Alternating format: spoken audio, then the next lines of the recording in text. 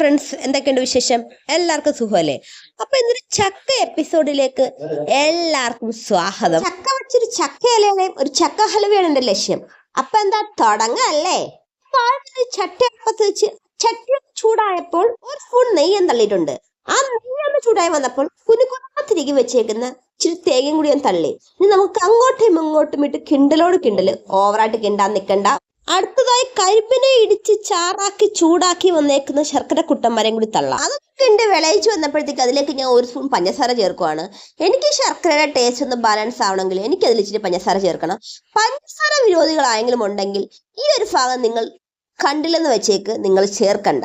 ഇല്ലാത്ത വിഷമിക്കണ്ട, don't worry. നിങ്ങൾക്കുള്ളൊരു മാർഗം ഞാൻ പറഞ്ഞു തരാം. നിങ്ങളെ കയ്യിൽ ഏത്തക്കോ അതോ അവിലോ ഉണ്ടെങ്കിൽ ചക്കയ്ക്ക് അതിനെ തള്ളു. ബാക്കി പ്രോസസ് എല്ലാം സെയിം തന്നെ. ഇനി കുറച്ച് മണത്തിനും കുണത്തിനും വേണ്ടി ഞാൻ കുറച്ച് ഏലക്കാപ്പൊടി പൊടിച്ച് തള്ളിയിട്ടുണ്ട്. ഇതെല്ലാം ഒന്നും കൂടി കിണ്ടിയ ശേഷം കുനുകുന അരിഞ്ഞു വെച്ചിരിക്കുന്ന ചക്കക്കുട്ടന്മാരും കൂടി ഞാൻ ഇതിലേക്ക് തള്ളിയിട്ടുണ്ട്. ഇനി ഓവറായിട്ട് കിണ്ടി ചക്കയുടെ രൂപമാറ്റം സംഭവിക്കാൻ നമ്മൾ ഇടയാക്കല്. ഒന്ന് കിണ്ടിയതിനു ശേഷം നമ്മൾ ഇത് ഓഫ് ചെയ്യുക. ഇനി നമുക്ക് മിക്സ് ഉണ്ടാക്കാം. അതിനായിട്ട് ഞാൻ എടുത്തേക്കുന്ന ഗോതമ്പൊടി, അരിപ്പൊടിയാണ്. നിങ്ങൾക്ക് ഏതാണോ ഇഷ്ടം അതെടുക്കാം. അരിപ്പൊടിയെങ്കിൽ അരിപ്പൊടി, ഗോതമ്പൊടി.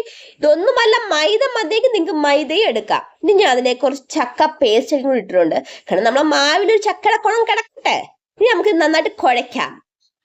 കുഴച്ച് നോക്കുക. പിന്നെ വേണമെങ്കിൽ മാത്രം കുറേശ്ശെ വെള്ളം തളിച്ച് അതിനെ നമുക്ക് കുഴച്ച് പരുവത്തിലാക്കി മാറ്റി വെക്കാം.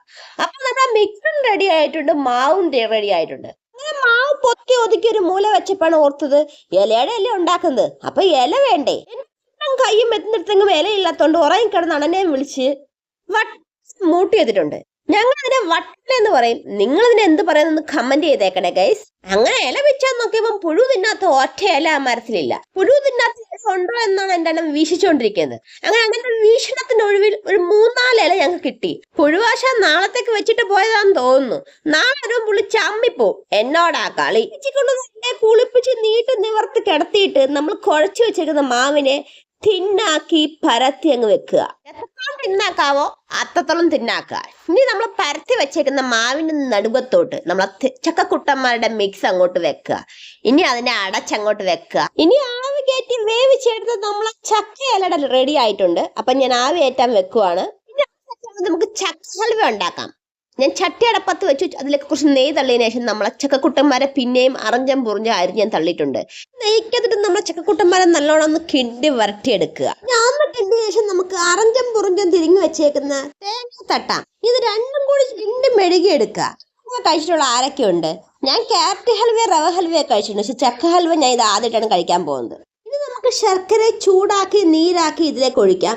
ഇനി അതും കൂടെ ഒഴിച്ചതിന് ശേഷം നമുക്ക് ഒന്നും കൂടി നല്ലോണം കിണ്ടി വരട്ടി വിളയിച്ചിങ്ങെടുക്കാം. ഒന്ന് തിളച്ച് മറിയുമ്പോഴത്തേക്കും അതിലേക്ക് 3 സ്പൂൺ അരച്ച ചക്കയുടെ പേസ്റ്റ് കൂടെ ചേർക്കുന്നുണ്ട്. കിടക്കട്ടുന്നൊരു വഴിക്ക് പോവല്ലേ. ഇനി അതിനകത്ത് 1 സ്പൂൺ പഞ്ചസാരയും കൂടി ചേർത്തിട്ടുണ്ട്. പഞ്ചസാര കൂടി ചേർത്ത് നമുക്ക് നല്ലോണം ഒന്ന് ഇളക്കി കിണ്ടാം. തേങ്ങയൊക്കെ ശർക്കരയുടെ നീരൊന്ന് കുടിച്ച് കുറുകി വരുമ്പോഴത്തേക്കും പിഴിഞ്ഞെടുത്ത തേങ്ങയുടെ 1/4 പാലും കൂടി തട്ടാം. ഇനി നമുക്ക് നല്ലോണം ഇളക്കി മിക്സ് ചെയ്തതിനു ശേഷം ഒന്ന് വരട്ടിയെടുക്കണം. ഇടയ്ക്കിടയ്ക്ക് നമ്മളെ കിണ്ടല് മറക്കല്ല്. അപ്പം സ്വല്പം ഏലക്കാപ്പൊടി കൂടി ഇപ്പൊ ഞാൻ ചേർക്കുന്നുണ്ട്. ഇച്ചിരി മണവും കൂടെ കിടക്കട്ടെ. അതിന്റെ കൂടെ സ്വല്പം നെയ്യും കൂടെ നമുക്ക് ചേർക്കാം. അങ്ങനെ നമ്മൾ ചക്ക ഹൽവ കിണ്ടി ഈ അവസ്ഥയിലെത്തിയിട്ടുണ്ട്. നമുക്ക് ഇതൊന്നും കൂടി പറ്റിച്ചെടുക്കണം. ഇത്രയും വെള്ളത്തിന്റെ ആവശ്യം നമുക്കില്ല. അപ്പം വേണമെങ്കിൽ നിങ്ങൾക്ക് ഈ സമയത്ത് കുറച്ച് അണ്ടിപ്പരിപ്പോ മുന്തിരിയൊക്കെ ചേർക്കാം.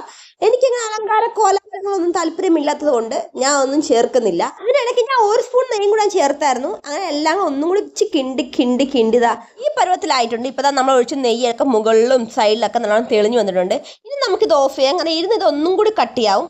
ചൂടാറിന് ശേഷം വേണം നിങ്ങൾക്ക് വേണമെങ്കിൽ ഇതൊന്ന് തണുപ്പിക്കാം.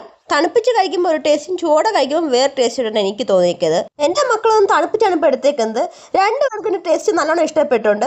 നമ്മളെ ചാനൽ കാണുന്ന എല്ലാവരും നമ്മുടെ ചാനൽ സബ്സ്ക്രൈബ് ചെയ്യണം, ലൈക്ക് ചെയ്യണം. ഒപ്പം നിങ്ങളുടെ അഭിപ്രായങ്ങൾ കമൻ്റായി കൂടി അറിയിക്കണം.